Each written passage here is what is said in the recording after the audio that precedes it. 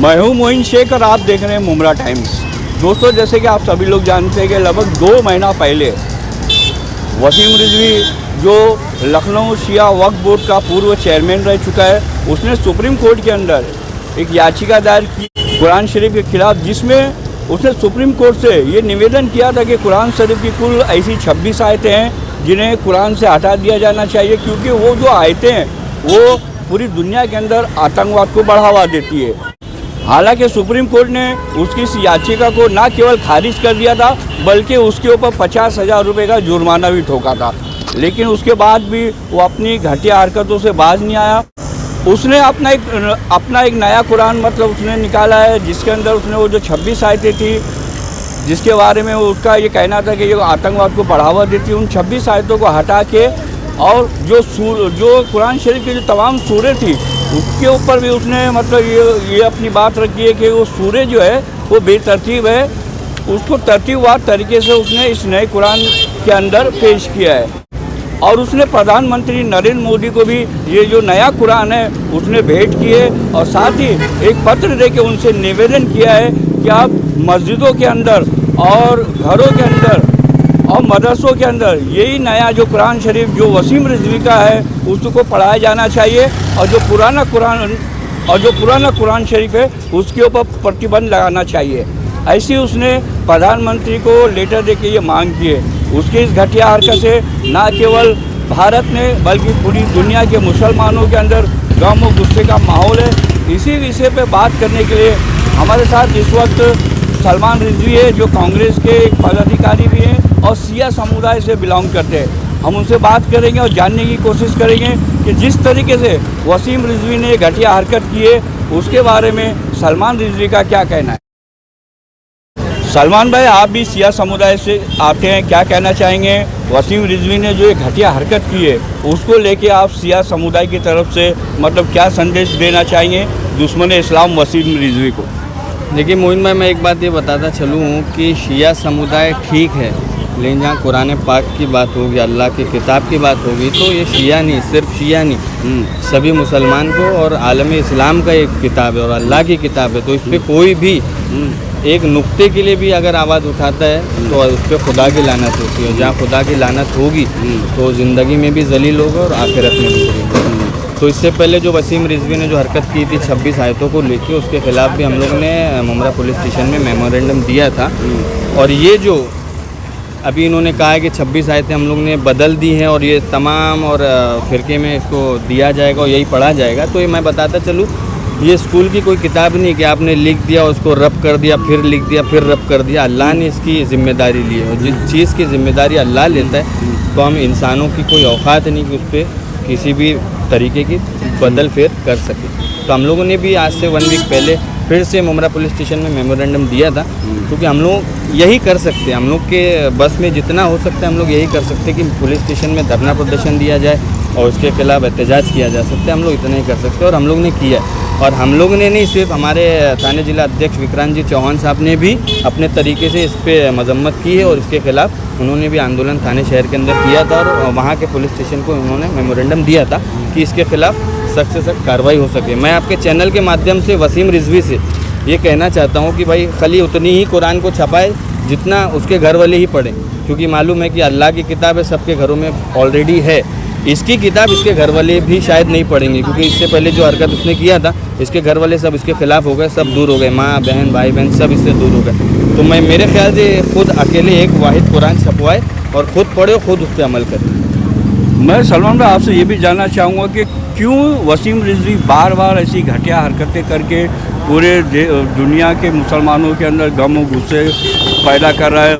आखिर इसके पीछे कौन सी ताकतें? देखिए कैसा है कि पूरे देश में, मैं इंडिया की बात कर रहा हूँ, कि पूरे देश में हर स्टेट में अफरा तफरी का माहौल, जहाँ जहाँ बीजेपी सरकार है, तो मैं समझता हूँ ये एक बीजेपी का प्यादा है और बीजेपी के जो ऊपर है वो RSS, ये उसका प्यादा है। तो उन लोग इतनी अमन और शांति उनसे देखी नहीं जा रही, तो उन्होंने इस तरीके से मलून का इस्तेमाल किया कि पूरे देश भर में शिया सुन्नी हिंदू मुसलमान किस तरीके से विवाद हो, तो उन्होंने इस तरीके का प्यादे को इस्तेमाल किया और इसके खिलाफ उन्होंने वसीम रिजवी को भेजा है। किस तरीके से पूरे देश भर में अफरा तफरी का माहौल पैदा हो सके। तो ये वसीम रिजवी बीजेपी का और आरएसएस का एक प्यादा है, तो मैं एजेंट है। एजेंट है ये। अच्छा। तो मैं नहीं समझता हूँ उसके लिए ध्यान देना चाहिए अपने को। तो मालूम है अल्लाह की उस पर लानत है, अल्लाह की लानत है। लानत जहाँ अल्लाह की होती है वहाँ ज़िंदगी और आखिरत दोनों तबाह है, दोनों बर्बाद है। अच्छा, देश के मुसलमानों से वसीम रिजवी ने जो घटिया हरकत की है उसको लेकर आप क्या कहना चाहेंगे मुसलमानों से आप? देखिए, मुसलमानों से कहने की बात नहीं, मुसलमान माशाल्लाह ऑलरेडी समझदार है। वो अपने अपने तरीके से एहतजाज हर देश में और हर स्टेट में और हर जगह अपनी अपनी जगह कर रहे हैं। लोग समझदार हैं कि कुरान एक ऐसी किताब है जिसमें हेर फेर नहीं की जा सकती क़यामत तक। तो ये कल का आया हुआ लौंडा, मैं तो लौंडा ही बोलूँगा, उसको बिल्कुल तमीज़ नहीं, 2 पैसे के लिए और 2 पोजीशन के लिए इस कदर की हरकत करना, तो मैं नहीं समझता ये जायज़ है। अल्लाह की लानत है। अच्छा, ये भी बात मतलब सामने आई है कि मतलब जो शिया समुदाय है उन्होंने भी अपने उसका सामाजिक तौर पे मतलब उसका बहिष्कार किया हुआ है। ये आज नहीं कि आज से 10 साल पहले वसीम रिजवी को शिया समुदाय से खारिज कर दिया था और उनको ख़ुद को मालूम है, उनको शिया समाज से निकाल दिया गया है। अब वो वसीम रिजवी कुछ भी करे तो इसका मतलब ये नहीं कि शिया समुदाय इसमें मिला हुआ है या शिया समुदाय उसका समर्थक कर रहे हैं। 10 साल पहले से शिया समुदाय उसके खिलाफ है और खिलाफ रहेगा। सलमान भाई, जैसे कि आप भी अच्छी तरीके से जानते हैं कि वसीम रिजवी जो है, जो कभी लखनऊ शिया वक्फ बोर्ड का चेयरमैन हुआ करता था, लेकिन उसको इतनी समझ कहाँ से आ गई, उसको ये कैसे नॉलेज में आया कि कुरान शरीफ की केवल 26 आयतें हैं जो आतंकवाद को बढ़ावा देती है, उसको ये बात कैसे समझ में आई? क्या वो इतना आलिम है? वो जाहिल है, जाहिल लोग इस तरीके की हरकत करते। तो मैं नहीं समझता हूँ कि वसीम रिजवी एक जाहिल शख्स जो ये 26 आयतों को लेकर इस कदर पूरे देश भर में अफरा तफरी का माहौल पैदा कर रहे हैं। लेकिन हमारे शिया समुदाय हो या अहले सुन्नत समाज के जितने भी बड़े बड़े उलमा हैं, हमारे शिया समाज में बड़े बड़े उलमा हैं जिनकी पूरी ज़िंदगी इस्लाम को रिसर्च करने में रह गई और अब तक रिसर्च कर रहे हो, आगे भी करते रहेंगे। उन लोगों को कभी ऐसा नहीं लगा कि बिस्मिल्लाह का एक बे भी गलत है या कुरान के अल्हम्दु की एक आयत भी गलत है। कभी उन लोग ने ऐसा नहीं किया। क्यों? क्योंकि उसने अल्लाह ने अपनी जिम्मेदारी लिया। जो कुरान है ना, पूरा अहले बैत है। अहले बैत कभी गलत नहीं हो सकती। ये मैं नहीं, अल्लाह गवाही दे रहा है, इसकी आले रसूल गवाही दे रहे, रसूल अल्लाह फरमा रहे कि जो कुरान है वही अहले बैत है और अहले बैत कभी गलत नहीं हो सकता। तो मैं समझता हूँ जाहिल है वसीम रिजवी इस कदर। मैं तो समझता हूँ उसको जेल के अंदर फांसी की सज़ा होनी चाहिए। मैं इस कदर से पूरे मुसलमान भाइयों को एक पैगाम देना चाहता हूँ, इस कदर एहतजाज करे अपने अपने शहर में, अपने अपने मुल्क में, कि उसको फांसी की सज़ा होनी चाहिए। उसके नीचे है नहीं, आज ये बोल रहा है, कल को कुछ दूसरा प्रोपोगंडा लेके खड़ा हो जाएगा। सलमान भाई, केवल है ना वसीम रिजवी नहीं, उसके जैसे और भी कई लोग हैं, वो समय समय के ऊपर आते हैं, मतलब और कभी इस्लाम को लेके, कभी नबी पाक को लेके और कभी सहाबा कराम को लेके, मतलब उनकी शान में गुस्ताखियाँ करके देश का माहौल ख़राब करने की कोशिश करते हैं। तो क्यों नहीं केंद्र की भाजपा सरकार ऐसे लोगों के ऊपर कड़ी कार्रवाई करती है? भाजपा सरकार का ही तो ये प्रोपोगंडा है, वही तो लोगों को जमा करती, लोगों को तैयार करती और इस कदर के भाषण से। क्यों? क्योंकि भाजपा सरकार के जो मुख्य प्राइम मिनिस्टर जो मोदी साहब हैं, वो अपने आप पे कोई ब्लेम लेना नहीं चाहते। वो ब्लेम, वो क्या सोचते हैं कि इस कदर का माहौल पैदा किया जाए कि भाजपा पे भी नाम नहीं आए और ना बीजेपी पे नाम आए। एक चेहरा उन्होंने खड़ा तैयार किया है जिस कदर वसीम रिजवी हैं, वहीं उसी समाज के, हमारे मुस्लिम समाज के हैं शाहनवाज हुसैन, वो भी कभी कभी भयानक और इस कदर के अल्फाजों को इस्तेमाल करते हैं। तो मैं ये समझता हूँ कि जहाँ पर भी अफरा तफरी का माहौल है उसके पीछे बीजेपी और आरएसएस ही एक बड़ा प्रोपोगंडा है जो इस कदर का माहौल पैदा करता है पूरे देश भर में। सलमान भाई, आपको नहीं लगता कि जब से केंद्र में भाजपा की सरकार आई है, पिछले 6 साल के अंदर जिस तरीके से देश के अंदर हालात बन रहे हैं, जो नफरतों की दीवार दो धर्म दो समुदाय के बीच में मतलब खड़ी की जा रही है, एक ऐसा वातावरण बनाया जा रहा है, आपको नहीं लगता कि हमारा देश एक और विभाजन की तरफ बढ़ रहा है? देखिए कैसा है, हमारे मुल्क में और हमारे मज़हब में, चाहे वो शिया हो, चाहे सुन्नी हो, चाहे बरेलवी हो, बहुत समझदार उलमाए हैं।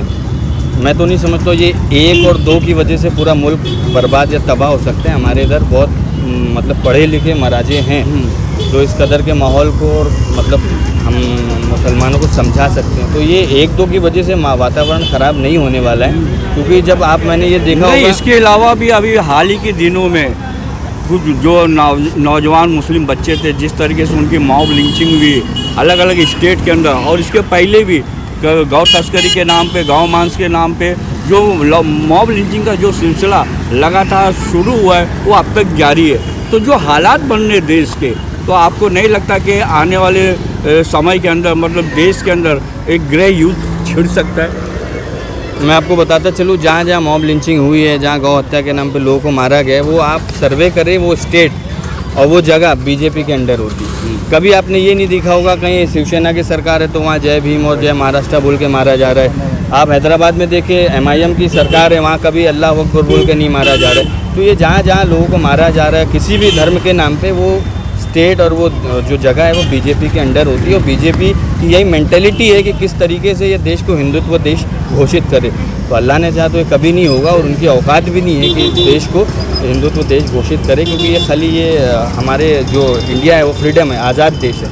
यहाँ पे हर मज़हब के हर लोग रहते हैं और अपने तरीके से जो भी उनका प्रोग्राम है वो करते हैं। और सबसे आखिर में सलमान भाई, जो वसीम रिजवी ने जो घटिया हरकत की है उसको लेके मुसलमानों का रिएक्शन कैसा होना चाहिए? क्या उसकी जो बातें हैं, जो उसने जो हरकत की है उसको नज़रअंदाज कर देना चाहिए? नज़रअंदाज कैसे कर देना चाहिए? आप तो देखें उनका वसीम रिजवी का पुतला भी जलाया गया है, उस पर अल्लाह की लानत भी भेजी गई, मुर्दाबाद के नारे भी लगाए गए। तो कैसे कह सकते हैं कि मुसलमान इस पर कैसा विरोध करेगा? मुसलमान ने विरोध करके बताया है। जब इन्होंने 26 कुरान की आयतों के खिलाफ याचिका दायर की थी कोर्ट में, कोर्ट भी ये समझ चुका है ये धार्मिक मामला है, इस पर बोलना या इस पर रिएक्शन देना बेवकूफ़ी होगी, इसलिए उस पर उस याचिका को खारिज करके 50,000 का जुर्माना उस पर लगाया है। उसके बाद भी इस कदर की हरकत उसने की है। तो बहरहाल मैं निवेदन करता हूँ केंद्र सरकार से, इसके खिलाफ जल्द से जल्द कार्रवाई करे, उसको फांसी की सज़ा होनी चाहिए, हमारी मांग है। तो दोस्तों, ये थे कांग्रेस पार्टी से बिलोंग करने वाले सलमान रिजवी, जिन्होंने वसीम रिजवी ने जो घटिया हरकत की है पिछले दिनों, उसके ऊपर उन्होंने बड़े स्पष्ट तौर पे अपनी राय रखी और उन्होंने भारत के प्रधानमंत्री से भी ये मांग की है कि ऐसे लोगों को सख्त कार्रवाई होनी चाहिए इनके ऊपर और इनको फांसी की सज़ा देनी चाहिए। इसी तरह की खबरों को देखने के लिए जुड़े रहे मुमरा टाइम्स के साथ और हमारे चैनल को सब्सक्राइब भी करें। तो दोस्तों, फिर मिलते हैं एक नई खबर के साथ, तब तक कि अपना ख्याल रखें। जय हिंद, अल्लाह हाफिज़।